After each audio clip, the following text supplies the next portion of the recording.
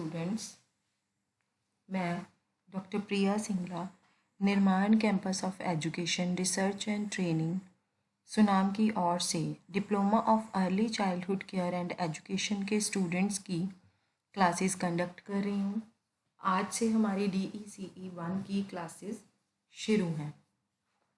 Unit 1 से लेके 20 तक की जितनी भी क्लासेस हैं वो आपको निर्माण कैंपस के यूट्यूब चैनल पर मिल जाएंगी। आपकी कन्वीनियंस के लिए मैं इस क्लास के डिस्क्रिप्शन बॉक्स में सारे लिंक्स क्लासेस के डाल दूंगी। हमारा यूनिट 21 जो कि play activities for movement and mobility है वो भी हमने कवर किया हुआ है। 21.5.5 आर्ट एक्टिविटीज़ तक कंप्लीट किया हुआ है। आज हम 21.6 inter relatedness of learning experience से स्टार्ट करेंगे।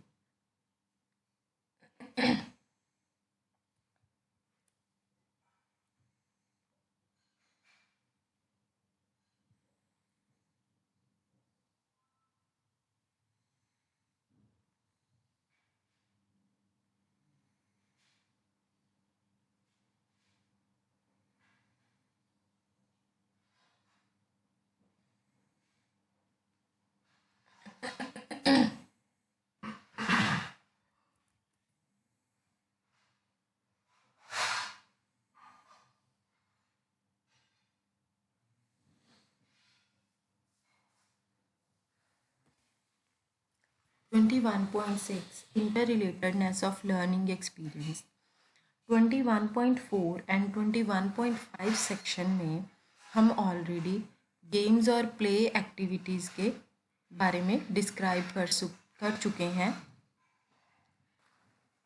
जो कि फिज़िकल डेवलपमेंट को बढ़ाती थी और ग्रोस और फाइन मोटर डेवलपमेंट को बढ़ाती थी। कौन कौन सी गेम्स और प्ले एक्टिविटीज़ हमने ऑर्गेनाइज करनी है इसके बारे में हम डिस्कस कर चुके हैं। आप और भी कई तरह की एक्टिविटीज़ को ऑर्गेनाइज कर सकते हैं उस मटेरियल को यूज़ करके जो कि आपके आसपास या आपके पास अवेलेबल हों। कहते कि यहाँ पर वो एक इम्पॉर्टेंट पॉइंट को बताना चाहते हैं जिसको कि पहले भी बताया गया है कई बार कि प्ले एक्टिविटीज़ को हम एरियाज़ के बेसिस के ऊपर कैटेगराइज कर सकते हैं, जिसमें सबसे पहले है कि हम डेवलपमेंट को तेज कर सकते हैं। इसीलिए इस यूनिट में जितनी भी एक्टिविटीज़ डिस्क्राइब की गई हैं वो एक्टिविटीज़ हैं जो कि फिज़िकल डेवलपमेंट को, मोटर डेवलपमेंट को जो है तेज़ी से बढ़ाती हैं। पर उनमें से कई ऐसे एरियाज़ हैं जिसमें आप बहुत अच्छे तरीके से डेवलपमेंट को बढ़ा सकते हैं। हमने बहुत सारी एक्टिविटीज़ को इस चैप्टर में पढ़ा है, जैसे कि वाटर प्ले, सैंड प्ले। इन दोनों प्ले से क्या है कि बच्चों में साइज़ और शेप के आइडिया को डेवलप होने में मदद मिलती है। इससे बच्चे जो हैं वो कंजर्वेशन के बारे में भी लर्न करना सीखते हैं और बच्चे इमेजिनेटिव प्ले के बारे में भी सीखते हैं।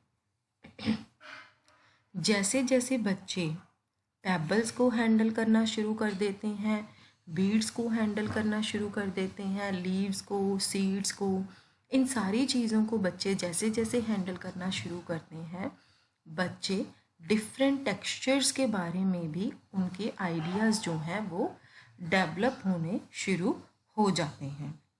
हार्ड, सॉफ्ट, रफ, स्मूथ, काफ़ी सारे टेक्सचर्स जो होते हैं, और भी कई चीज़ों के बारे में जैसे शेप्स, कलर्स, साइजेस, इनके बारे में भी, और बच्चों में चीज़ों को मैच करने की एबिलिटीज़ भी आती हैं, उनको क्लासीफाई करना और उनको काउंटिंग करना, उसकी भी एबिलिटीज़ के बारे में बच्चे सीख जाते हैं।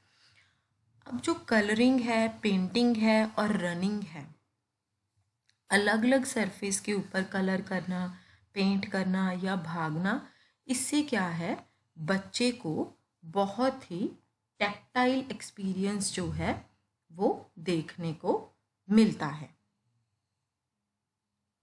अब अगर हम टैक्टाइल एक्सपीरियंस की बात करें, मतलब कि टच करने का, स्पर्श करने का एक्सपीरियंस पता चलता है।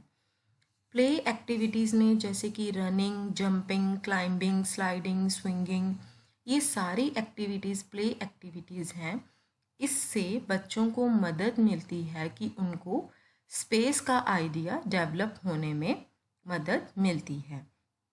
जैसे कि बच्चे टायर्स के बीच में से जाते हैं या उनके नीचे से क्रॉल करते हैं, है ना, या रोप के नीचे से बच्चे क्रॉल करते हैं, या फिर किसी भी ऑब्स्टेकल को और किसी को जंप करते हैं। मान लीजिए कोई आपने पेपर की ब्रिक्स बना दी, थर्मोकोल की ब्रिक्स बना दी हैं, वो ऑब्स्टेकल्स डाल दिए हैं बच्चों के अकॉर्डिंगली। तो बच्चे जो हैं उनको स्पेस का आइडिया उससे आना शुरू हो जाता है कि उन्होंने कितने उससे वो जंप कर सकते हैं और कितने से उनको गिरने का डर है। अब जैसे बच्चे ब्लॉक्स के साथ खेलते हैं या सैंड के साथ खेलते हैं, तो इससे बच्चों में इमेजिनेशन डेवलप होती है और क्रिएटिविटी भी डेवलप होती है। जितनी भी सारी टीम गेम्स हैं, मतलब बच्चे एक टीम में जब गेम्स खेलते हैं तब बच्चे कोऑपरेट करना सीख जाते हैं और एक दूसरे के बारे में सोचना भी सीख जाते हैं। मतलब जब बच्चे आपस में एक ग्रुप में खेलेंगे तब बच्चे अपने फ्रेंड्स भी बनाएंगे और फिर उनको कोऑपरेट भी करेंगे, एक दूसरे को प्रोटेक्ट भी करेंगे एक दूसरे से। इसके अलावा क्या है, फिजिकल और मोटर डेवलपमेंट से related play activities, cognitive, language और सोशल डेवलपमेंट से रिलेटेड जो है वो हमें प्ले एक्टिविटीज़ को ऑर्गेनाइज करना है। ये सारी एक्टिविटीज़ हम इस यूनिट में काफ़ी पढ़ चुके हैं कि ऐसी कौन सी प्ले एक्टिविटीज़ हमें ऑर्गेनाइज करनी है जिससे कि फिज़िकल और मोटर डेवलपमेंट अच्छी हो, कॉग्निटिव, लैंग्वेज और सोशल डेवलपमेंट अच्छी हो।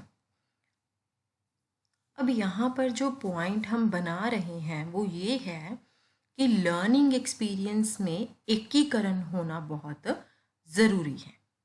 पर अगर एजुकेटर जो है वो सिर्फ एक पर्टिकुलर कंसेप्ट या कोई भी एबिलिटी या स्किल है, अगर वो इसके ऊपर ही सिर्फ फोकस करता है और उसी के अकॉर्डिंगली ही उसको यूज़ करता है, तो ये एकीकरण जो है तभी डेवलप हो सकता है। जैसे कि अब यहाँ पर एक एग्जांपल दी गई है कि लीव्स को आप यूज़ कर सकते हो। कैसे? लीव से आप कलर का कंसेप्ट भी बता सकते हो, शेप का कंसेप्ट भी बता सकते हो, या फिर बच्चों की फाइन मोटर से रिलेटेड कोई एक्टिविटी भी करवा सकते हो। इस एक्टिविटी का मेजर आउटकम क्या है, ये इस बात पे डिपेंड करता है कि टीचर ने उसको कैसे प्लान किया है। पर बच्चों के साथ जब टीचर वो एक्टिविटी को करता है तो और भी बहुत सारी चीज़ों को बच्चा सीख जाता है और टीचर को भी पता चलता है कि जो चीज़ हमने कॉन्शियसली प्लान नहीं की थी या जिसके बारे में हमने नहीं सोचा था, वो चीज़ भी उन्होंने बच्चे को सिखा दी है, वो कंसेप्ट भी उन्होंने बच्चे को बता दिया है। नेक्स्ट है place 21.7, place of activities for movement and mobility in the curriculum. कहते कि हम यहाँ पर इसके अंडर हम ये डिस्कस करेंगे कि प्री स्कूल सेंटर में हम कैसे क्यूरिकुलम को जो है वो डिवाइस कर सकते हैं, कैसे तैयार कर सकते हैं, है ना। इसके बारे में हम यूनिट 30 में पढ़ेंगे। उससे पहले प्रिंसिपल्स को डिस्कस करना बहुत ज़रूरी है या फिर उनको ध्यान में रखना बहुत ज़रूरी है जब आप कोई भी प्ले एक्टिविटी को सेलेक्ट कर रहे हैं या फिर कैसे आप अपने क्यूरिकुलम को वीक या डे के हिसाब से शेड्यूल कर रहे हैं। पर इस सेक्शन में क्या है, हम ब्रीफली उसके बारे में बात करेंगे कि आप एक्टिविटीज़ में क्या इनकॉर्पोरेट कर सकते हैं ताकि जो क्यूरिकुलम है उसमें मूवमेंट और मोबिलिटी जो है वो बनी रहे। ज़्यादा से ज़्यादा क्या है कि बहुत ज़्यादा यूज़फुल होगा अगर आप प्ले एक्टिविटीज़ को 2 पार्ट्स में डिवाइड करेंगे, आउटडोर और इनडोर। उसमें फ्री प्ले एक्टिविटीज़ का होना भी बहुत ज़रूरी है। इसका मतलब ये है कि बच्चों को बहुत ज़्यादा फ्रीडम होना चाहिए, टोटली फ्रीडम होना चाहिए कि बच्चे जो हैं वो एक्टिविटी को खुद से सेलेक्ट कर सकें। कि फ्री प्ले का मतलब ही ये है कि कौन सा प्ले मटेरियल वो चूज़ करना चाहते हैं जिसके साथ वो खेल सकें और कितनी ड्यूरेशन के लिए उनको खेलना है। जितना ज़्यादा से ज़्यादा हो सके कि वो एक दूसरे को इसमें हार्म ना करें, ये एजुकेटर को ध्यान में रखना बहुत ज़रूरी है। जब आप कोई भी एक्टिविटीज़ को शेड्यूल कर रहे हैं तब आपको उसमें वैरायटी ऑफ प्ले मटेरियल जो है वो बच्चों को देने हैं ताकि बच्चे उसमें से चूज़ कर सकें अपनी पसंद के अकॉर्डिंगली। जैसे कि आप बच्चों को ब्लॉक्स दे सकते हैं, बीड्स दे सकते हैं, स्ट्रिंग्स दे सकते हैं, रोप्स दे सकते हैं, पानी, सैंड, बॉल या टायर्स जो हैं वो आप बच्चों को दे सकते हैं। आप दिन में डिफरेंट टाइम्स के ऊपर आउटडोर और इनडोर फ्री प्ले को प्लान कर सकते हैं या फिर आप सेम टाइम पे भी उसको शेड्यूल कर सकते हैं और बच्चों को डिवाइड कर सकते हैं। जैसे 50% बच्चों को पहले आउटडोर फ्री प्ले के लिए लगाएं और 50% को इनडोर फ्री प्ले पे, फिर उनको आप वाइस वर्सा भी कर सकते हैं। फ्री प्ले एक्टिविटीज़ का मतलब ये नहीं है कि इसमें एजुकेटर का कोई रोल नहीं होता है। एजुकेटर जो है वो रिलैक्स नहीं कर सकता है, उसको बच्चों के ऊपर पूरा ध्यान देना पड़ता है इसमें भी। ये है आपकी एक्सरसाइज 2। इसमें क्वेश्चंस दिए हैं वो आप देख सकते हैं, सॉल्व कर सकते हैं। ये समरी है। इसके बाद जितने भी आपकी एक्सरसाइज हैं उसके आंसर्स इसमें दिए हुए हैं, आप मैच भी कर सकते हैं। अब हम स्टार्ट करेंगे अपनी यूनिट 22, DECE 1 की यूनिट 22 अब हम स्टार्ट करेंगे। यूनिट 22 हमारी है एक्सप्लोरिंग द एनवायरनमेंट। इसमें हम देखेंगे introduction, relevance of learning experience, utilising the teachable movement, building children's interest, spacing learning, responding to feelings, conversing with children, level of learning, organizing a trip, learning based on concrete experiences, conveying enthusiasm, helping children discover, encouraging reasoning skills, setting up discovery areas, planning for the play activities, some play activities, इसके बारे में हम इसमें पढ़ेंगे। सबसे पहले है हमारी इंट्रोडक्शन। जैसे कि आप जानते हैं कि बच्चे हमेशा एक्टिविटीज़ के थ्रू ही लर्न करते हैं। बच्चे नहीं, सिर्फ बड़े भी, अगर जिसको हम बोलते हैं लर्निंग बाय डूइंग, है ना, कि अगर हम किसी चीज़ को प्रैक्टिकली करते हैं, प्रैक्टिकली उसमें इन्वॉल्व होते हैं तो हम चीज़ों को ज़्यादा सीख सकते हैं। ठीक है।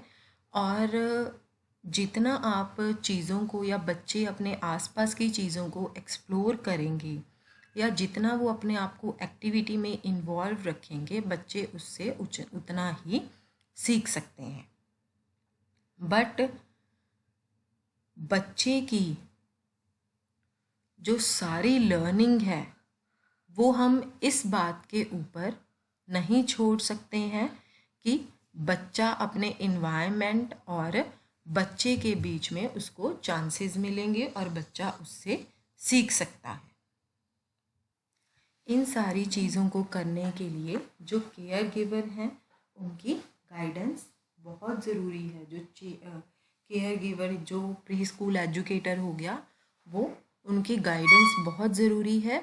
इससे क्या है, ये वो इसलिए ज़रूरी है ताकि बच्चों को ये समझने में मदद मिल सके कि उन्होंने क्या देखा है, ठीक है। और कई बार क्या होता है, बच्चों का ध्यान कहीं और होता है, टीचर कुछ और दिखा रही होती है, तो टीचर बच्चों को ये बताती है ताकि बच्चों की अटेंशन जो है वो मिस ना हो सके और बच्चों को नए नए कंसेप्ट जो हैं वो इंट्रोड्यूस करवाने होते हैं। जो केयर गिवर है वो बच्चों का इस तरह से इन्वायरमेंट सेट करे कि बच्चों की कॉग्निटिव डेवलपमेंट जो है वो अच्छे से हो सके।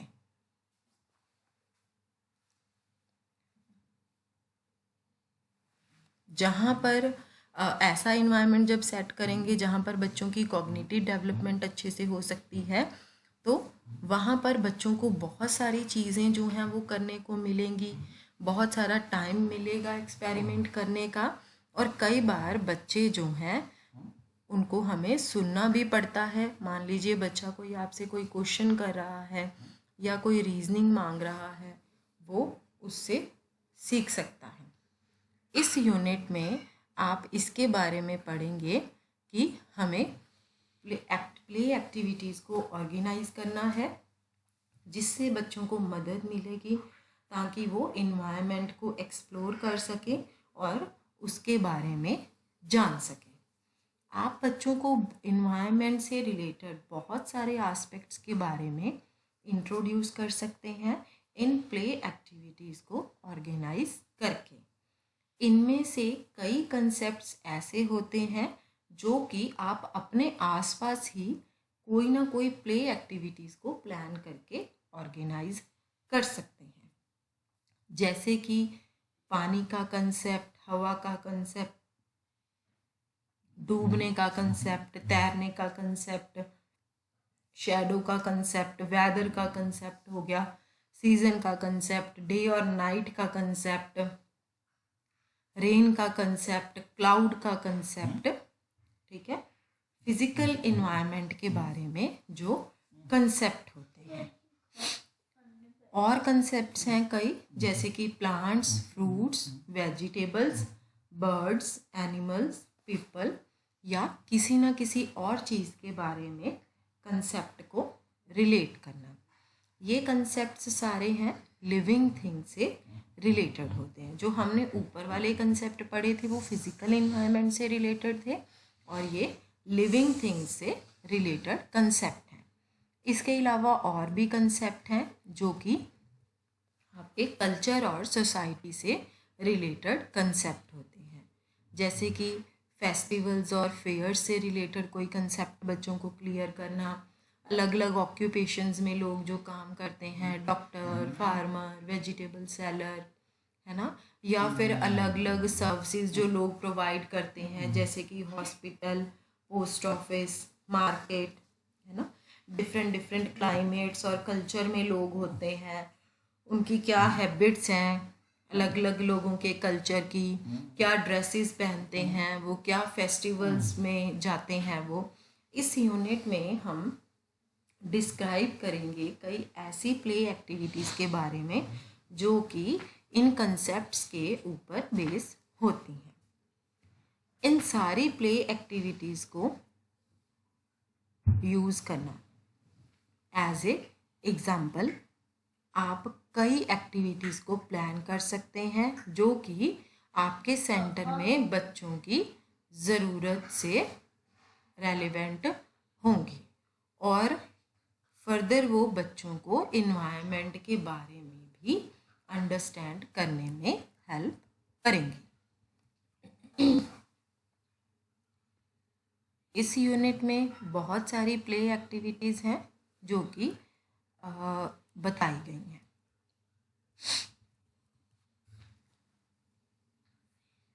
बच्चों के एनवायरनमेंट को अंडरस्टैंड करने के बिना आप और भी बहुत सारी चीज़ों को अंडरस्टैंड कर सकते हैं जिससे कि कॉग्निटिव एबिलिटीज़ को स्ट्रेंथन किया जा सकता है, जिसके बारे में हम ब्लॉक 4 में पढ़ चुके हैं।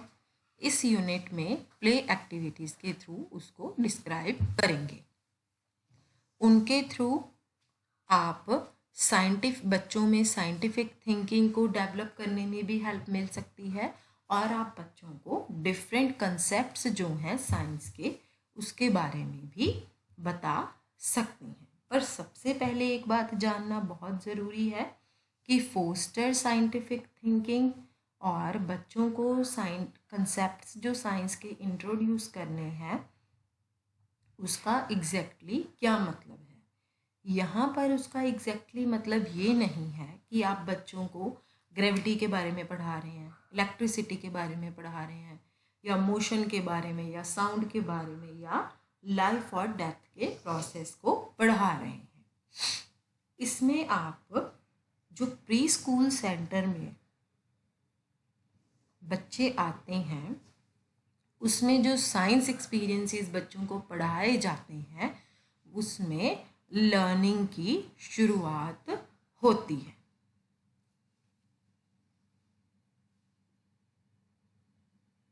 उनका मेन मकसद, मेन एम क्या होता है कि वो बच्चों की जो ऑब्जर्वेशन स्किल है उसको बढ़ाना है और बच्चे जो एनालाइज करते हैं उसको बढ़ाना है। बच्चों को कोई ऐसे एग्जैक्टली कंसेप्ट हमने नहीं समझाने हैं, ग्रेविटी, इलेक्ट्रिसिटी, मोशन, जो जर्नल साइंस एक्सपीरियंस होते हैं, जैसे कि अभी हमने ऊपर देखा फ्लोटिंग का, सिंकिंग का, पानी का, हवा का। आप कोई ना कोई प्ले एक्टिविटी को ऑर्गेनाइज करके बच्चों को वो बता सकते हैं। कहते कि जैसे आप जानते हैं कि ये वो प्रोसेस होते हैं जिसमें साइंटिफिक थिंकिंग इन्वॉल्व होती है और हाइपोथेसिस टेस्टिंग भी इन्वॉल्व होती है। अब जो प्री स्कूल वर्कर होते हैं वो बच्चों के एक्सपीरियंस को स्ट्रक्चर करते हैं ताकि बच्चे को मौका मिल सके कि वो इन प्रोसेसेस को यूज़ कर सके। प्री स्कूल ईयर के ये जो एक्सपीरियंस हैं ये एक बेस की तरह सर्व करते हैं ताकि बच्चे जो हैं वो साइंस के कॉम्प्लेक्स प्रिंसिपल को बाद में अंडरस्टैंड कर सकें। मतलब हमें बच्चे को साइंस का जो शुरुआती दौर होता है वो बताना है, ठीक है, ताकि बाद में बच्चे उसी कंसेप्ट को यूज़ करके जो कॉम्प्लेक्स प्रिंसिपल है उसको समझ सकें। अब नीचे एक सीन दिया हुआ है जिसमें ये बताया गया है कि कैसे एक बंदा अपने हर दिन के एक्सपीरियंस को साइंटिफिक थिंकिंग में भी प्रमोट कर सकता है। जैसे एक 4 साल का बच्चा है, यहाँ पर नीचे पिक्चर भी बनाई हुई है कि एक 4 साल का बच्चा है जो कि खेल रहा है। वो किसके साथ खेल रहा है? एक पानी की बकेट है ना, जो पानी से बिल्कुल फुल है। जब वो खेल रहा है तब उसकी मदर ने क्या किया, उस पानी की भरी हुई बकेट में कुछ सोप फ्लेक्स को डिज़ोल्व कर दिया और बच्चों को ये शो किया कि देखो कैसे जब आप स्ट्रॉ के साथ इसमें ब्लो करोगे तो बबल्स बन जाएंगे। ठीक है, बच्चा बड़ा एक्साइटेड हुआ इस डिस्कवरी से, है ना। तो बच्चे ने क्या किया, बबल्स बनाने शुरू कर दिए जैसे ही उसकी मदर ने कहा। ठीक है, थोड़े से टाइम के लिए जब बच्चे ने उसमें बबल बनाता रहा, खेलता रहा, फिर वो रुका थोड़ी देर के लिए और बबल्स की तरफ उसने थोड़े टाइम के लिए देखा। फिर उसने दोबारा ब्लो करना शुरू कर दिया। इस बार उसने ज़्यादा ज़ोर लगा के ब्लो करना शुरू किया। फिर क्या हुआ, उसमें बहुत सारे सोप बबल्स बन गए। फिर वो भागा गया अपनी मम्मा के पास कि मम्मा आओ देखो मैंने कितने सारे बबल्स उसमें बना दिए हैं, है ना। तो बच्चे का ये क्या हुआ, एक साइंस का एक्सपीरियंस हो गया, है ना। जबकि बच्चे ने ट्राई किया कि वो सोप बबल्स बनाए, ठीक है, बच्चे ने घर में ट्राई की ये चीज़, पर जो साइंटिस्ट है वो यही चीज़ को एक लेबोरेटरी में काम करता है, वो लेबोरेटरी में ही उसको देखता है। ये जो प्रोसेस है इसमें थिंकिंग होती है, ठीक है, और प्रॉब्लम सॉल्विंग दोनों चीज़ें होती हैं। अगर साइंटिस्ट लैब में काम करता है, थिंकिंग और प्रॉब्लम सॉल्विंग के कंसेप्ट में इन्वॉल्व है ये प्रोसेस, है ना, दोनों में सेम है। चाहे साइंटिस्ट लैब में काम कर रहा है, चाहे बच्चा बबल्स के साथ घर में काम कर रहा है, वो सेम चीज़ कर रहे हैं, पर एंड में ये डिपेंड करता है कि उसका आउटकम क्या आ रहा है, उसके अकॉर्डिंगली ही एक बंदे के एक्शन को जो है वो मॉडिफाई किया जा सकता है। दोनों साइंटिस्ट और जो 4 साल का बच्चा बबल्स के साथ एक्सपीरियंस कर रहा है, वो दोनों ही साइंस एक्सपेरिमेंट ही कर रहे हैं। अब प्री स्कूल एजुकेशन में एक ऑब्जेक्टिव है जो ये प्रेजेंट करता है कि हमने बच्चे को साइंस इंट्रोड्यूस करनी है और उनका साइंटिफिक टेम्पर जो है वो डेवलप करना है। अब ऑब्जेक्टिव जो है वो ये नहीं है कि बच्चे को साइंस को बहुत ज़्यादा डेप्थ में पढ़ाया जाए, उसका जो भी कोई कंटेंट है वो बच्चे को डेप्थ में पढ़ाया जाए। जैसे कि मान लीजिए हम बच्चे को बायोलॉजी पढ़ाने लगे या फिज़िकल साइंसेस या केमिस्ट्री पढ़ाने लगे, ऐसा हमें डेप्थ में बिल्कुल भी बच्चे को पढ़ाना नहीं है। ये बहुत इम्पॉर्टेंट है यहाँ पर याद रखना कि ये एडवाइजेबल नहीं है कि बच्चे को एक ही बार में सारी इन्फॉर्मेशन दे देनी और सारे कंसेप्ट के बारे में बच्चे को बता देना। बच्चे को हमें धीरे धीरे बताना है कंसेप्ट के बारे में। आगे हम एक एग्जाम्पल में पढ़ेंगे जिससे आपको ये चीज़ क्लियर हो जाएगी कि कैसे बच्चे को हमने बताना है। बच्चा जो है वो एक टाइम पर बहुत थोड़ी चीज़ ही सीखने के लिए रिस्पॉन्सिबल होता है। बच्चे को हम सारी इन्फॉर्मेशन अगर एक ही बार में देंगे तो बच्चा भी कंफ्यूज होगा, और कई बार बच्चे की रीजनिंग और क्वेश्चनिंग इस तरह की होती है कि आप भी खुद कंफ्यूज हो सकते हैं कि क्या हमें बच्चे को, और आपकी ये जो एक्टिविटी है ना,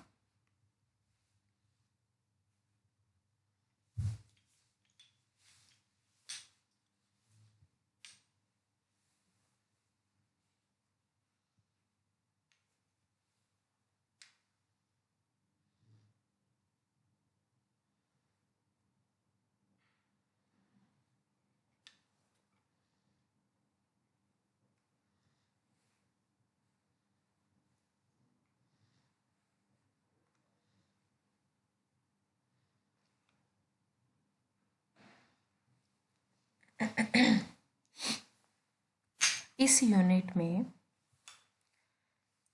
बहुत सारे एनवायरनमेंट रिलेटेड प्ले एक्टिविटीज़ के बारे में इंट्रोड्यूस किया गया है, जो कि कोई भी प्री स्कूलर्स के साथ इसको कैरी आउट कर सकता है। एक कमला है जो कि उत्तर प्रदेश के किसी गांव में किसी प्री स्कूल सेंटर में एज अ एजुकेटर काम कर रही है। वो वहाँ पर 15 बच्चों की इंचार्ज है, जो कि 4 से 4.5 साल के बच्चे को उसमें है 15 साल की उम्र में, ठीक है। सेंटर में जो भी कोई एक्टिविटीज़ चल रही हैं या कन्वर्सेशंस हो रही हैं उसको हम नरेट करेंगे, जिससे आपको ये जानने का मौका मिल पाएगा कि कैसे कई प्ले एक्टिविटीज़ को आप प्री स्कूलर्स के साथ कैरी आउट कर सकेंगे।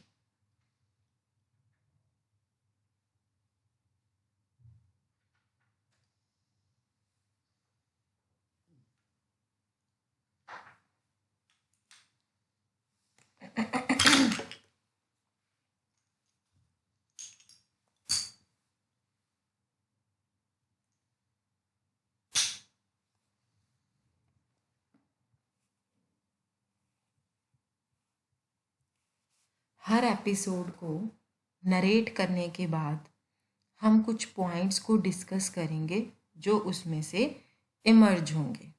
इस सेक्शन में हर एपिसोड को हम फॉलो करेंगे। ये जो पॉइंट्स होंगे वो प्ले एक्टिविटी से रिलेट करते होंगे जो कि हम ब्लॉक 5 और 6 में डिस्क्राइब की गई हैं, ना कि सिर्फ उनसे जो कि इस यूनिट में डिस्क्राइब की गई हैं। अब कई कंडीशंस में क्या है कि हम कमला के काम करने के प्ले एक्टिविटीज़ को, बच्चों के साथ काम करने के मेथड को अगर किसी दूसरे एजुकेटर के साथ कंपेयर करें तो हम उसके मेथड को कंट्रास्ट भी कर सकते हैं।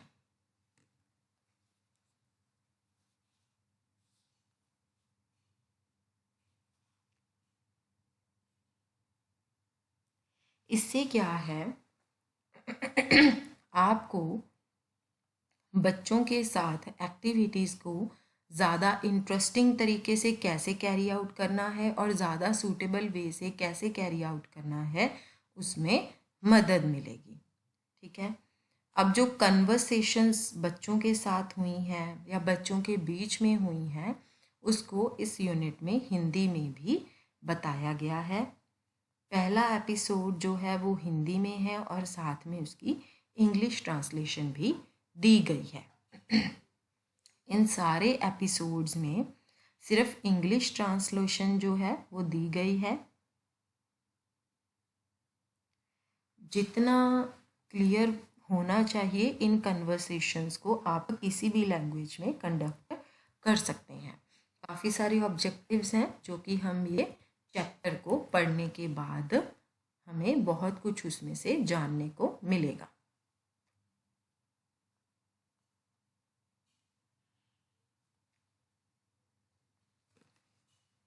चलिए पहले हम कमला और बच्चों को प्री स्कूल सेंटर में ज्वाइन करते हैं और जो भी वहाँ पर प्लेवे एक्टिविटीज़ को कैरी आउट किया गया है उसके बारे में पढ़ते हैं। सबसे पहले प्ले एक्टिविटी नंबर 1 क्या है? Discovery of the nest. Nest की डिस्कवरी करना, बर्ड्स के बारे में बात करना और नेस्ट के बारे में पढ़ना। कहते कमला बच्चों को क्लास में एक स्टोरी बता रही थी। तभी सुधा जो कि एक 4 साल की बच्ची थी वो कमरे से बाहर, क्लास से बाहर अभी तक खेल रही थी। वो भागती हुई क्लास में आई कमला के पास। उसके हाथ में एक बर्ड का बुना हुआ नेस्ट था। वो उसको देख के बहुत ज़्यादा एक्साइटेड थी और वो दूसरों को भी ये दिखाना चाहती थी। उसने कहा, आंटी देखो मुझे क्या मिला। पर कमला ने उसको रिप्लाई किया,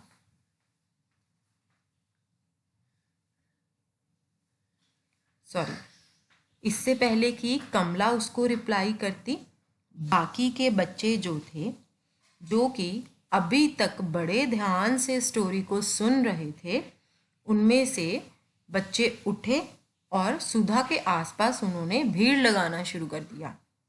मनोज ने कहा, दिखा दिखा मुझे दिखा। उमा ने कहा, ये तो बहुत बड़ा है। हरी ने घोंसले को छूते हुए बोला, इसमें तो घास है और ये तो चुभ भी रहा है। तो मनोज कहता, मुझे लगता है ये एक सांप का घर है, देखो इसमें एक सुराख भी है।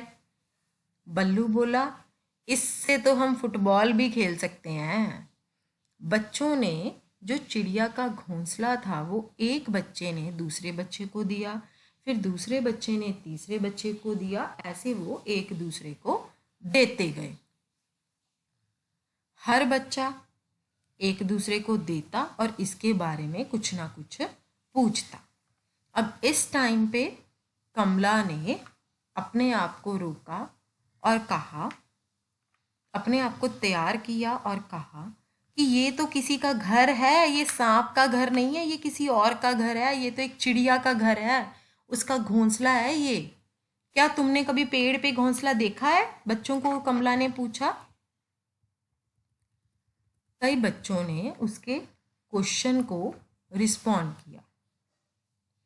कमला ने ये देखा कि बहुत सारे बच्चे जो हैं उन्होंने पहले कभी ये देखा ही नहीं है और वो इसको समझने के योग्य भी नहीं है। तो अब कमला को ये पता चल गया कि उसको क्या करना है। तो कमला ने क्या किया, ये देखिए, ये पिक्चर में दिखाया है कि कमला एक फिंगर से बच्चों को पेड़ के ऊपर एक नेस्ट दिखा रही है जो उसने थोड़े दिन पहले ही एक पेड़ के ऊपर देखा था। वो बच्चों को वहां ले गई, बच्चों को बिठाया और ऐसे फिंगर करके उनको नेस्ट दिखाना शुरू कर दिया। उसने कहा, देखो ये ओपन में पेड़ की छांव के नीचे है ना, ये नेस्ट है। फिर उसने अपनी बातचीत को जारी रखा कि क्यों और कैसे बर्ड जो हैं वो नेस्ट बनाते हैं और कब वो उसमें अपने अंडे जो हैं वो रखते हैं। अब इस बातचीत में अब्दुल बोला, मैं तो रोज अंडा खाता हूं भैया। अब्दुल एक बच्चा कहता, मैं तो रोज अंडे खाता हूं। तो जल्दी ही उमा ने अब्दुल को कहा, जो कि बिल्कुल अब्दुल के साथ बैठी थी उमा, वो उसको कहती, अब तो तेरे पेट में एक चिड़िया बन जाएगी। तो सारा ग्रुप जो बच्चों का बैठा था वो ऊंची ऊंची हंसने लग गया। अब्दुल को भी इस बात पे विश्वास हो गया कि क्या ऐसा सच में होगा। वो तो बहुत डर गया था। तो यहाँ पर फिर जो कमला उनकी टीचर थी उसने उस कन्वर्सेशन को इंटरप्ट किया, रोका और बोली, नहीं नहीं ये गलत है। जो अंडा हम खा लेते हैं उसमें से चिड़िया नहीं निकलती है।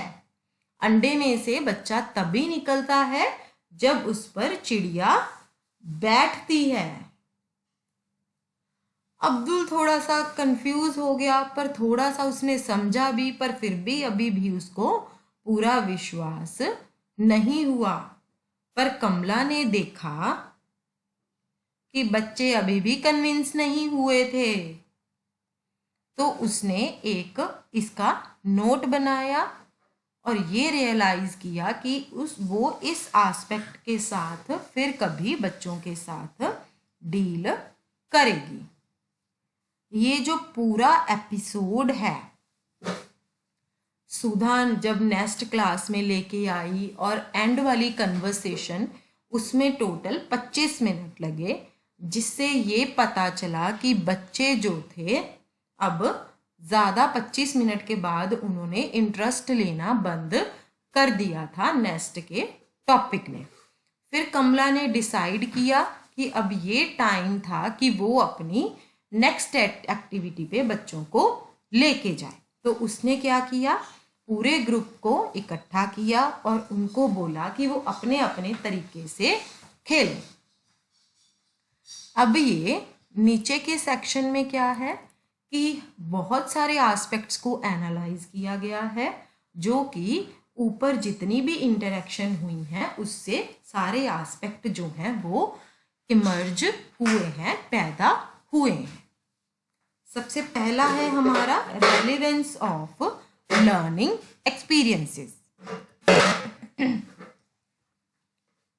जो लर्निंग एक्सपीरियंस है वो बच्चों की एज के अकॉर्डिंगली अप्रोप्रिएट होने चाहिए और बच्चों की एबिलिटीज के अकॉर्डिंगली अप्रोप्रिएट होने चाहिए।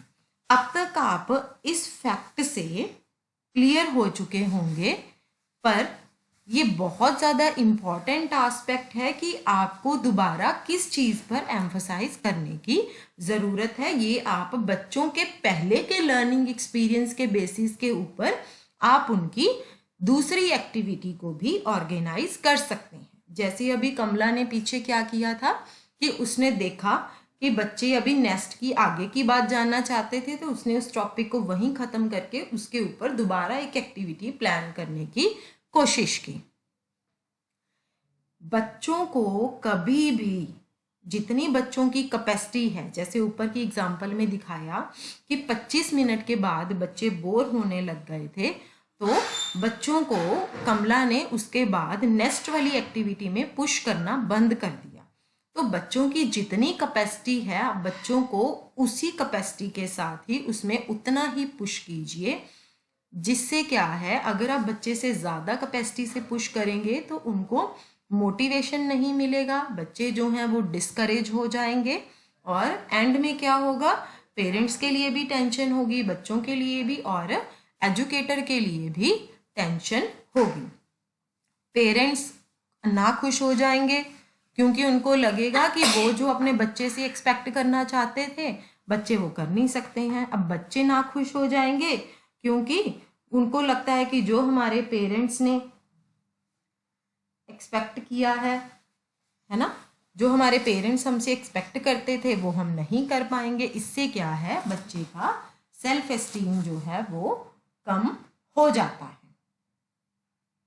ठीक है, अब कहते हमने ये देखना है कि बच्चे की एज और एबिलिटी के अकॉर्डिंगली क्या चीज सूट करती है। एक तरीका है कि जिसमें आप ये फाइंड आउट कर सकते हैं कि कब जो बच्चा है वो चीज को इंटरेस्टिंग फाइंड आउट करेगा। अगर आप बच्चों का इंटरेस्ट देखें किस चीज़ में है, तो आप उसके अकॉर्डिंगली ही कोई ना कोई प्ले एक्टिविटी को बना सकें। ठीक है, तो वो एक्टिविटी बच्चों की ज़रूरत और एबिलिटी के अकॉर्डिंगली अप्रोप्रिएट होगी। ऐसा इसलिए होगा क्योंकि बच्चे जो हैं वो उसमें इंटरेस्ट दिखाएंगे। ठीक है, और बच्चे मेंटली भी उन चीज़ों को करने के योग्य होंगे और फिजिकली भी। क्यों? क्योंकि बच्चों का इंटरेस्ट भी है और बच्चों की उसमें एबिलिटी भी है काम करने की। ये जो एपिसोड है ये कोट करता है कि कैसे कमला जो एक टीचर थी उसने ये रियलाइज़ किया कि बच्चे जो हैं वो नेस्ट को काफ़ी ज़्यादा उनको इंटरेस्टिंग लग रहा है, तो उसने उसके अकॉर्डिंगली एक लर्निंग एक्टिविटी को तैयार किया जो कि नेस्ट के आसपास ही घूमती थी। इसके बाद हमारा नेक्स्ट है यूटिलाइजिंग द टीचेबल मूवमेंट। जो एपिसोड ऊपर डिस्क्राइब हुआ वो एक बहुत अच्छी एग्जांपल थी कि कैसे टीचर ने उस स्टोरी से जो नेक्स्ट पे उसने शिफ्ट किया था वो एक टीचेबल मोमेंट बन गया था, कैसे टीचर ने उसको as a teachable moment use किया। फिर ये फाइंड आउट करना कि बच्चे जो हैं वो नेस्ट में इंटरेस्टेड थे, वो एक अच्छी अपॉर्चुनिटी थी कि बच्चों के माइंड को कैसे रीड आउट करना है, कैसे चेंज करना है। कमला ने स्टोरी को छोड़ दिया और एक्टिविटी को इमीडिएटली चेंज कर दिया। क्यों? क्योंकि वो फ्लेक्सिबल थी। ठीक है, हमने फर्स्ट ब्लॉक में इसके बारे में पढ़ा था कि जो अगर आपने प्री स्कूल वर्कर बनना है तो आप में एक सबसे बड़ा इम्पॉर्टेंट विशेषता होनी चाहिए, वो ये है कि आप फ्लेक्सिबल होने चाहिए। जैसे कि एक टीचर को अच्छी तरह से ये इमेजिन करना है कि कैसे एक टीचर जो कि फ्लेक्सिबल नहीं है वो सुधा को कैसे रिस्पॉन्ड करता। जो टीचर फ्लेक्सिबल नहीं है वो कैसे रिस्पॉन्ड करता सुधा को, वो इरिटेट हो जाता। जैसे ही सुधा ने जैसे इंटरप्ट किया था ना तो टीचर इरिटेट हो जाता और वो कहता कि तुमने मेरी सारी स्टोरी की प्रोग्रेस को खराब कर दिया। वो उसको कैसे बोल के रिस्पॉन्ड करता, अब सुधा तुम चुप हो जाओ, तुम कहाँ थी जब मैं स्टोरी सुना रही थी, और तुम अब यहां पर क्या लेके आई हो, इसको दूर फेंक के आओ और आओ और यहां पर बैठो और स्टोरी को सुनो। और फिर बिना किसी डिले के उसने टीचर ने स्टोरी को कंटिन्यू करना शुरू कर दिया। उसने जो नेक्स्ट का टॉपिक था उसको कंसीडर नहीं किया क्योंकि वो उसका प्लान नहीं था। ये टीचर की फ्लेक्सिबल अप्रोच नहीं थी, टीचर की ये एक रिजिड अप्रोच थी जो कि अपने क्लासरूम में फ्लेक्सिबिलिटी को अलाउ नहीं करती थी।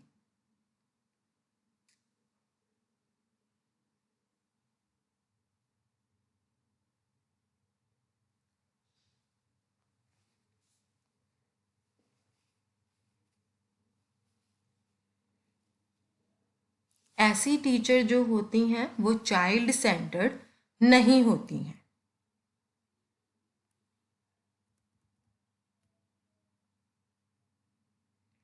इसका मतलब सिर्फ ये नहीं है कि उसने बच्चों के माइंड को ब्रॉड करने की एक्सीलेंट अपॉर्चुनिटी खो दी, बट जो उसके एक्शंस हैं वो बच्चों को ये कन्वे करते हैं कि बच्चों को भी ऐसे ही करना चाहिए जैसे उनको बोला गया है। वो अपने कोई सजेशंस भी नहीं दे सकते हैं। अगर बच्चा बार बार इस चीज़ को एक्सपीरियंस करेगा तो उनकी इंक्वायरी की जो स्पिरिट है या उनका वंडर का जो सेंस है वो बिल्कुल स्मूदन हो जाएगा।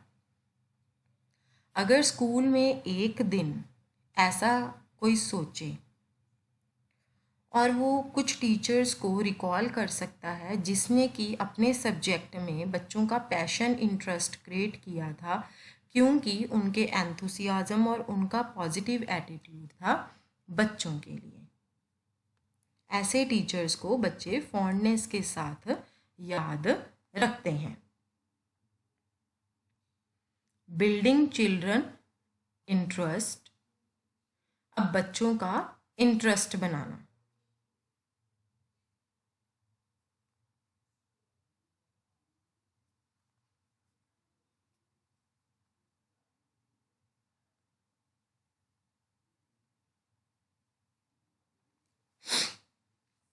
कहते कि क्या आपने नोटिस किया कि कैसे कमला ने बच्चों का नेस्ट में इंटरेस्ट डेवलप कर दिया, है ना। उसने देखा कि बच्चों का अब नेस्ट में इंटरेस्ट बन रहा है, तो इससे पहले कि वो बच्चों को वो तैयार करती, उसने देखा बच्चों का इंटरेस्ट नेस्ट में है तो उसने उसके बारे में ही बात करनी शुरू कर दी। अगर वो जैसे ही सुधा नेस्ट लेके आई थी क्लास में, वो सुधा को कहती, देखो बच्चों, सुधा कितनी इंटरेस्टिंग चीज़ लेके आई है, मैं आप सबको नेस्ट के बारे में अब बताऊंगी। ठीक है, तो बच्चे जो हैं वो इतने अच्छे तरीके से उसको रिस्पॉन्ड नहीं करते, पर जब बच्चों ने नेस्ट को छुआ, उसको एक्सप्लोर किया, तब कमला ने देखा कि बच्चों का जो क्यूरियोसिटी लेवल था वो बहुत ज़्यादा बढ़ चुका था।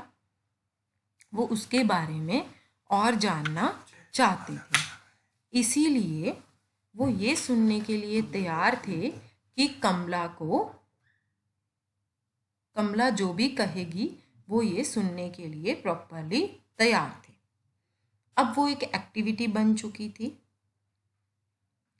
जबकि उन्होंने एक कहानी के बारे में सोचा था कि वो बच्चों को बताएंगे, पर उसकी बजाय अब नेस्ट उनकी एक एक्टिविटी बन चुकी थी। इसीलिए एजुकेटर को ये जानना बहुत ज़रूरी है कि कब बच्चों की एक्टिविटी को डायरेक्ट करना है और कब बैकग्राउंड में उसको बना के रखना है। नेक्स्ट है हमारा 22.5 दैट इज स्पेसिंग लर्निंग। कहते कि कमला जो थी उसने बच्चों को नेस्ट के बारे में जो इन्फॉर्मेशन दी उसने बच्चों को उसके साथ फुल नहीं किया, लोड नहीं किया, ज़्यादा इन्फॉर्मेशन नहीं दी। लर्निंग में थोड़ी सी स्पेसिंग होनी भी बहुत ज़रूरी है। जो केयर गिवर है वो थोड़े बहुत फैक्ट एक टाइम पे उसको दे सकता है और बच्चों की रीजनिंग जो है उसको प्रमोट कर सकता है और बच्चों की जो प्रॉब्लम सॉल्विंग स्किल है उसको प्रमोट कर सकता है। और ये भी एक विश्वास है कि बच्चे जो हैं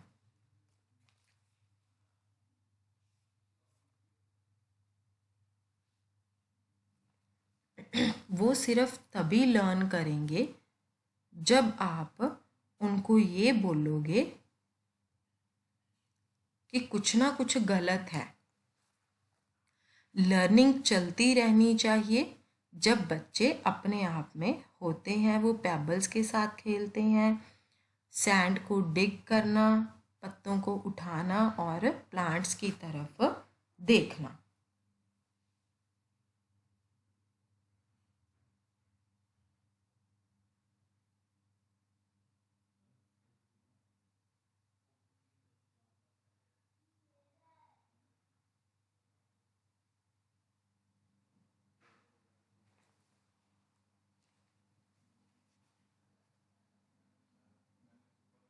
कहते कि अब हमने बच्चों के ग्रुप के साथ उन एक्टिविटीज़ को करना है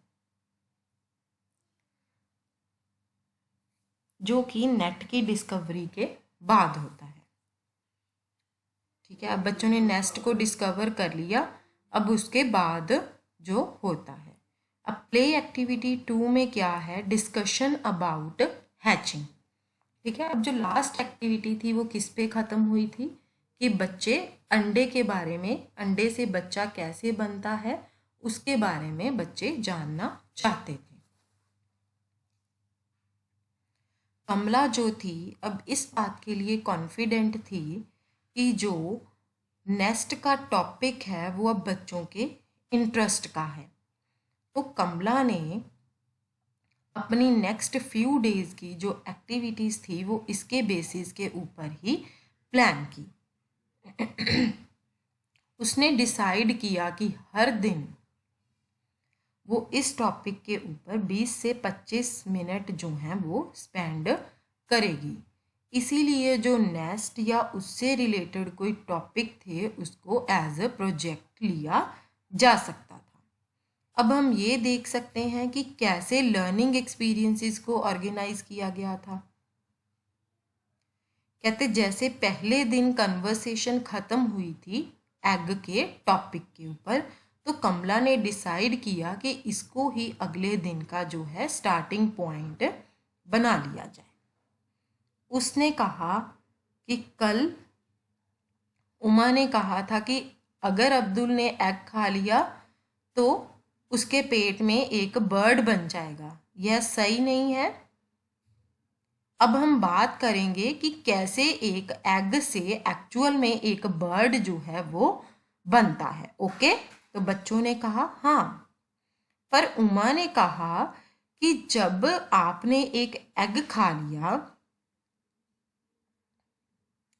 ठीक है, क्या आप पेट में से एक बच्चा बाहर आते हुए कभी आपने देखा है?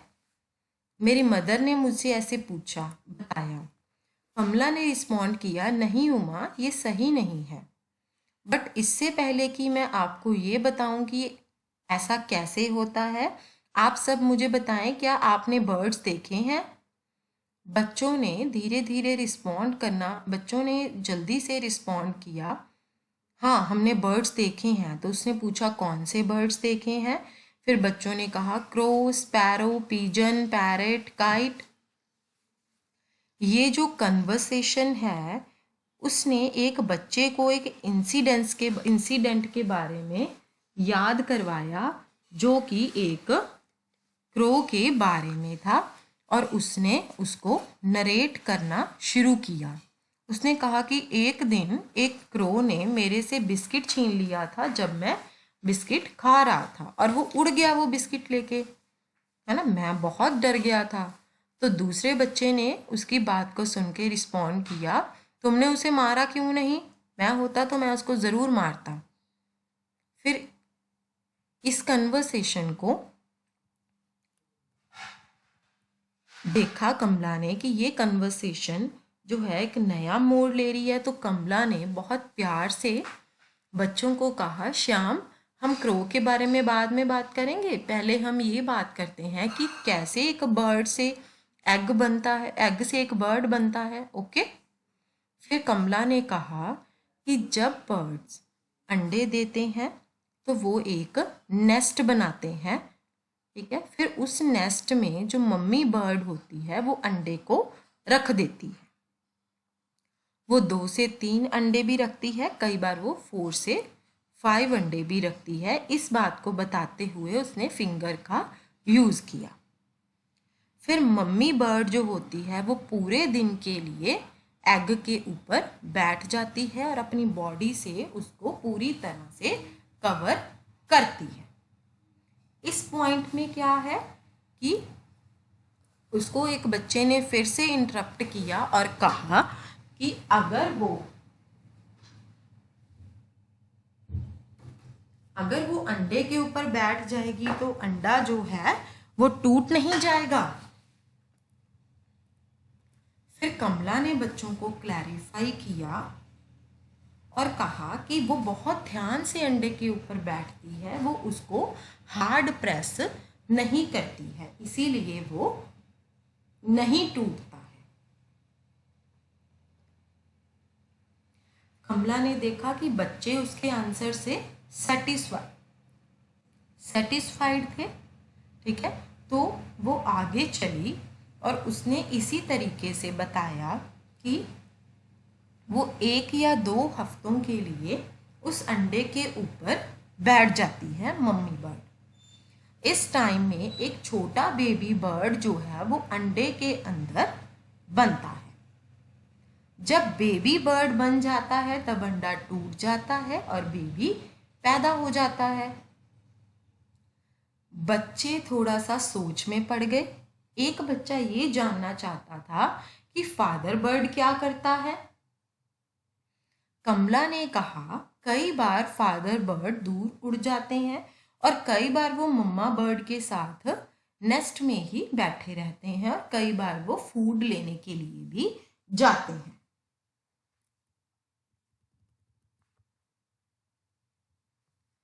अब ये फील हो रहा था कि उसने कई नए कंसेप्ट को इंट्रोड्यूस किया। कमला ने जैसे डिसाइड किया था उसने डिस्कशन को एंड कर दिया, पर ऐसा करने से पहले उसने उमा से पूछा कि उमा, क्या तुम सोच सकती हो अगर अब्दुल ने अंडा खाया होगा, क्या उसके पेट में सच में कोई बर्ड आ जाएगा? उमा ने थोड़ा सोचने के बाद उमा अभी भी थोड़ा सा सोच रही थी और कमला वहां से चली गई। अब ये टाइम था मिड मॉर्निंग स्नैक का। उसने बच्चों को कहा कि आप अपना लंच बॉक्स ले आए। ये जो एस्पेक्ट था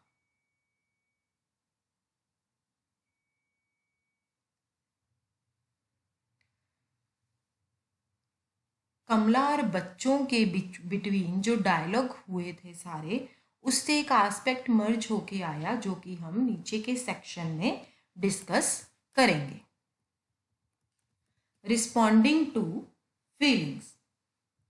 कहते हैं अब यहाँ पर ये याद रखना बहुत ज़रूरी है कि फीलिंग्स जो हैं वो भी एक्सपीरियंस का पार्ट होती हैं। ये एक इम्पॉर्टेंट एस्पेक्ट है कि कभी कभी हम इस चीज़ को भूल जाते हैं, ठीक है। फीलिंग्स हमेशा ही एक्सपीरियंस का पार्ट होती हैं। अब आप अपने पीछे की स्कूल लाइफ के बारे में सोचिए कि क्या आप जो सब्जेक्ट टीचर आपको पढ़ाती थी या आपको पसंद नहीं था या आपका उसमें इंटरेस्ट नहीं था, क्या आप टीचर के साथ उस काम को करते हुए एंजॉय करते थे? या फिर किसी भी पर्टिकुलर डे पे मान लो आपकी क्लोज फ्रेंड के साथ कोई आर्ग्यूमेंट हो गई, क्या आप क्लास में पूरी तरह से कंसंट्रेट कर पाते थे? इसी तरह से ही बच्चों के साथ भी होता है। अगर कभी कभी बच्चे अपनी फीलिंग्स को क्लियरली नहीं शो कर पाते हैं तो हमें ये नहीं सोचना चाहिए कि बच्चे जो हैं वो नालायक हैं या बच्चे नहीं दे पा रहे हैं अपना पूरा एक्सपीरियंस। इसमें हो सकता है कि कुछ ना कुछ ऐसा हुआ हो जो बच्चे को डिस्टर्ब कर रहा हो। इसके साथ क्या है, बहुत सारा ऐसा प्रेशर भी होता है टीचर्स के ऊपर कि वो बच्चों को किसी भी एकेडमिक स्किल में मास्टर कर दें। वहाँ पर फीलिंग्स के लिए कोई भी जगह नहीं होती है। इसीलिए जो केयर गिवर है या प्री स्कूल वर्कर है या एजुकेटर है, उसको बच्चों के एक्सप्रेशन, बच्चों के मूड, बच्चों की फीलिंग्स को लेके थोड़ा सा सेंसिटिव होना चाहिए। इससे जो बच्चों की इमोशनल लाइफ है वो थोड़ी सी काम हो जाती है और वो फ्री भी नहीं होगा कि बच्चों की प्ले एक्टिविटीज़ के ऊपर भी फोकस कर पाए। अब आप यहाँ पर आपने ये नोटिस किया कि कमला ने अब्दुल के अंडे खाने के डर को कैसे टैकल किया। उसने उसके डर को इग्नोर नहीं किया, बल्कि उसके डर को बात करने की कोशिश की, उसके डर के ऊपर। इवन उसने इसके ऊपर एक डिस्कशन भी पूरी प्रॉपरली प्लान की। इसके बाद हमारा नेक्स्ट है कन्वर्जिंग विद चिल्ड्रन। कहते कि क्या आपने नोटिस किया कि कन्वर्सेशन की हर स्टेज के ऊपर कमला ने बच्चों को ज़रूर इन्वॉल्व किया था। इससे क्या है कि वहाँ पर एक डायलॉग्स का इन्वायरमेंट बन गया, ना कि लेक्चर का इन्वायरमेंट बना। मतलब कमला ने बच्चों को लेक्चर नहीं दिया, बच्चों को इन्वॉल्व करके उसने इस एक्टिविटी को और भी अच्छा बनाया। मतलब कि अगर आप बच्चों के साथ बातचीत करके कोई एक्टिविटी को करेंगे तो बच्चों के लिए ये ज़्यादा अच्छी रहेगी। अगर आप दोबारा कन्वर्सेशन के ऊपर जाएंगे तो आप सेंटेंसेस को भी आइडेंटिफाई कर सकते हैं।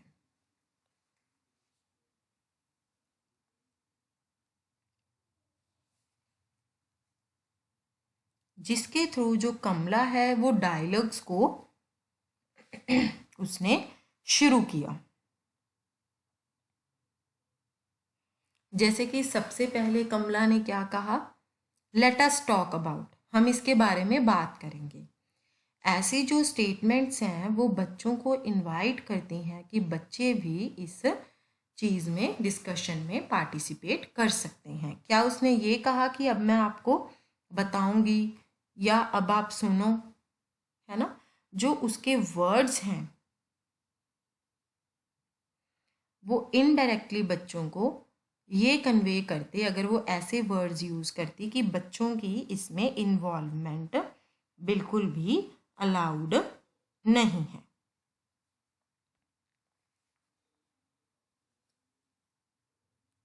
है ना।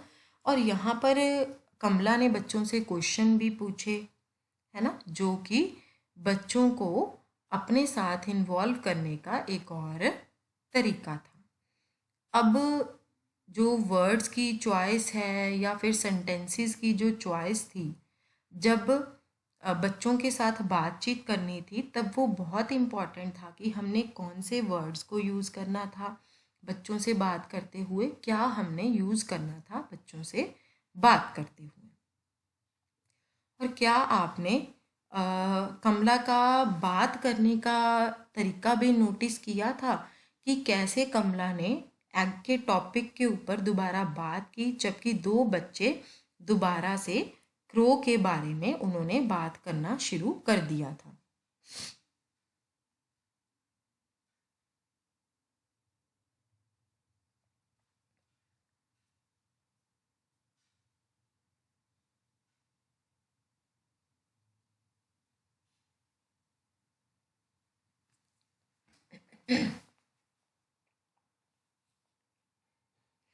उस टाइम पे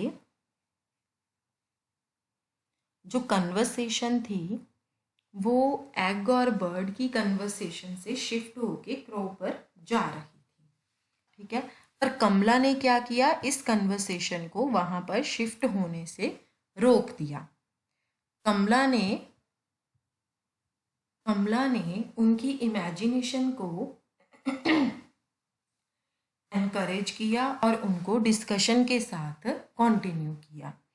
अब यहाँ पर ये भी सॉरी फील करने को मिला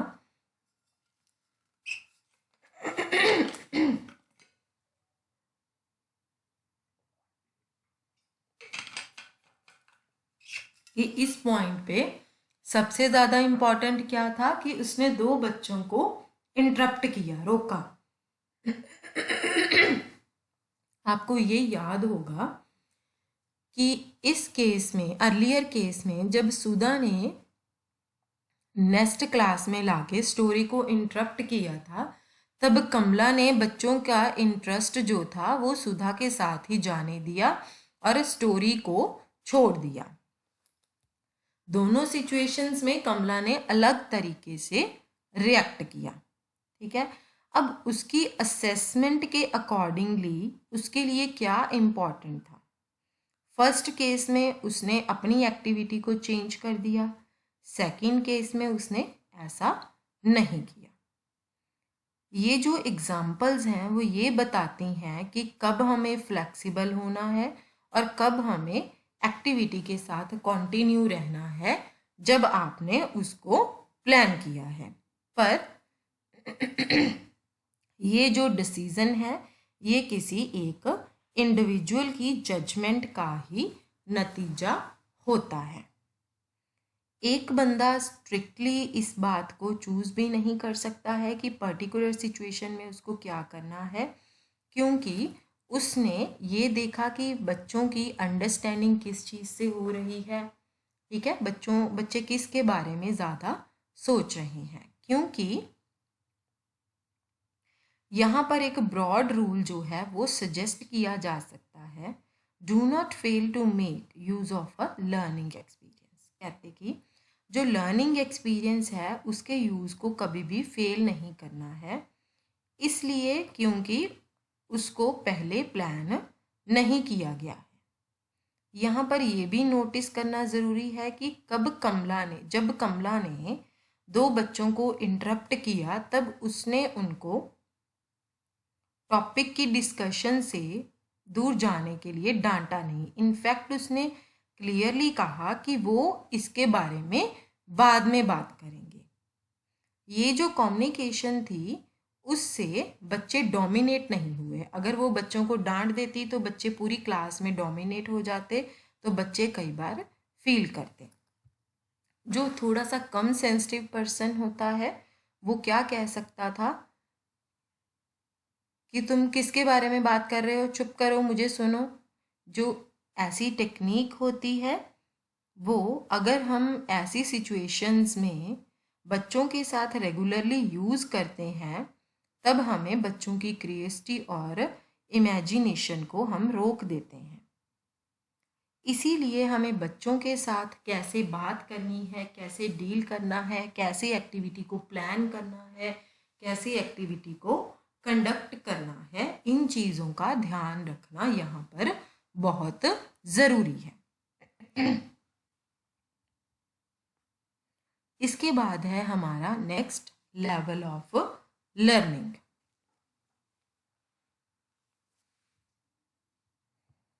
कहते कि जब हम बात कर रहे थे रेलेवेंस ऑफ लर्निंग एक्सपीरियंस के बारे में, तब हमने ये कहा कि एक्सपीरियंस जो है वो बच्चों की एबिलिटी के अकॉर्डिंगली अप्रोप्रिएट होना चाहिए। इस एपिसोड में ये पॉइंट जो है वो क्लियरली पता चल जाएगा। कहते कि आपने वो लेवल नोटिस किया था जब कमला ने हैचिंग के बारे में इंफॉर्मेशन को पिच किया था। जो हैचिंग ऑफ एग्स था वो एक बहुत ही कम्प्लेक्स टॉपिक था। हर बर्ड का अपना नेस्ट बनाने का स्टाइल है और उनकी एग की हैचिंग का टाइम भी अलग होता है, डिफरेंट होता है। हर मेल जो फीमेल पेरेंट होता है उनका डिफरेंट स्पीशीज़ में क्या क्या रोल है वो अलग अलग होता है। पर प्री स्कूल चाइल्ड को हम इतना डिटेल में नहीं बता सकते थे, ठीक है। उनको हमें एक ग्रास्प, ताकि वो उसको ग्रास्प कर सकें, समझ सकें, हमें उनको नॉर्मली एक चीज़ बतानी थी, ताकि वो अपने आप से बाद में उस चीज़ को फाइंड आउट भी कर सकें जब बाद में बड़े हो जाएंगे। जब आप कभी भी अपने नेबरहुड में किसी भी प्री स्कूलर के साथ इंटरेक्ट करते हो, तब आप उनके बारे में, नेस्ट के बारे में बात करना। उनके साथ ये डिस्कशन करने के बाद उनके जो क्वेश्चंस होंगे या उनके जो भी कोई इंटरेस्ट होंगे, आप उनसे ये जज कर पाएंगे कि आप कितनी के डिटेल में और क्या डिटेल में आप उनसे बात कर सकते हैं। अब यहाँ पर कमला का क्या एम था? कमला का एम था कि वो बच्चों को एक एलिमेंट्री अंडरस्टैंडिंग दे कि कैसे एक एग से बर्ड जो है वो डेवलप होता है। वो बच्चों को इस एस्पेक्ट के बारे में अवेयर करे जो कि उनके आसपास चल रहा था। उनकी जो थिंकिंग है उसको ज़्यादा एक्सटेंड नहीं करना, बस थोड़े से लेवल पे उसको एक्सटेंड करना है।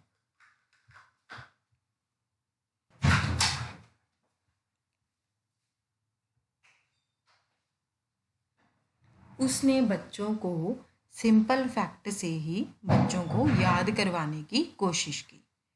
कोई भी और टॉपिक जो प्री स्कूल बच्चों को इंट्रोड्यूस किया जाता है, वो इस तरीके से इंट्रोड्यूस किया जाता है कि बच्चे की जो रीजनिंग एबिलिटी है उसको डेवलप करने में मदद मिल सके और इवेंट्स के लिए उसको डिड्यूस करने का कारण भी बन सके। इस डिस्कशन के थ्रू बच्चे कुछ फैक्ट्स को लर्न करना सीखते हैं कि बर्ड्स कैसे एग को रखते हैं और छोटे बर्ड्स कैसे उसमें से बाहर आते हैं। पर जब कमला ने उमा से पूछा तो वो सोच रही थी कि बर्ड कैसे एक इंसान के पेट में ग्रो कर सकता है जब एक इंसान एग खाता है। वो बच्चे से पूछ रही थी कि रीज़न और एनालाइज करने के लिए, पर उसने फैक्ट्स को एज अ बेस यूज़ किया कि बच्चों की रीजनिंग स्किल को बढ़ाया जा सके। फैक्ट्स यहाँ पर ज़्यादा इम्पॉर्टेंट हैं, पर वो अपने आप से ख़त्म नहीं होते हैं। इसके बारे में हम बाद में भी पढ़ेंगे। अब यहाँ पर एक दूसरा एस्पेक्ट है जिसको याद रखने की ज़रूरत है कि हमें बच्चे से ये एक्सपेक्ट नहीं करना चाहिए कि सारे बच्चे सब कुछ एक ही बार में ग्रास्प कर लें। मान लीजिए हमने सारे बच्चों को सेम चीज़ एक्सप्लेन की है और सारे बच्चे एक ही टाइम पे एक ही चीज़ को ग्रास्प कर लें, ये ज़रूरी नहीं है। अब ऊपर का जो भी कोई एपिसोड था वो इस तरह से नहीं था कि ये जो डिस्कशन है वो बच्चों के हैचिंग के कंसेप्ट को क्लैरिफाई कर दे। वो तो सिर्फ एक शुरुआत थी, और भी बहुत सारे एग्जाम्पल्स आएंगी जिससे कि आगे की अंडरस्टैंडिंग होगी। हो सकता है कि इससे रिलेटेड कोई स्टोरी को भी सुनाया जा सकता हो या कोई टॉपिक जो कि घर में पेरेंट्स के साथ भी डिस्कस किया जा सकता हो बातचीत करके। इन एक्सपीरियंसेस के थ्रू आप क्वेश्चन करेंगे और बच्चे दोबारा सोच के फिर क्वेश्चन करेंगे, फिर दोबारा से कोई क्वेश्चन होगा। इसी तरह से एक नया कंसेप्ट भी सामने आ सकता है। ये है आपकी एक्सरसाइज 2। नेक्स्ट हमारा आ रहा है play activity 3, discussion on shape and construction of weaver bird's nest, encouraging skills of reasoning, matching and comparing। इसके बारे में हम अपनी नेक्स्ट क्लास में पढ़ेंगे जो हमारी प्ले एक्टिविटी 3 है। आज की क्लास हम यहीं ख़त्म कर देते हैं। Thank you dear students.